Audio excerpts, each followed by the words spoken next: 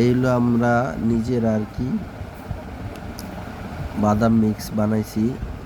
তো এটা দেখি একটা ট্রাই করলাম, আপনাদের দেখাই। এর মধ্যে ডাল আস্তে আস্তে তো দেখাইতেছে। এই যে দেখেন দেখেন এই যে বিষয়গুলো দেখেন, একটাও চীনা বাদাম নাই, সব অরিজিনালি আর সব একদম প্রিমিয়াম কোয়ালিটি, আমাদের নিজস্ব বানানো। আর এটা আমি বাজারে বিক্রি করার জন্য না, মানে একজনকে দেওয়ার জন্য আমি নিজে মিক্স করে বানাইছি।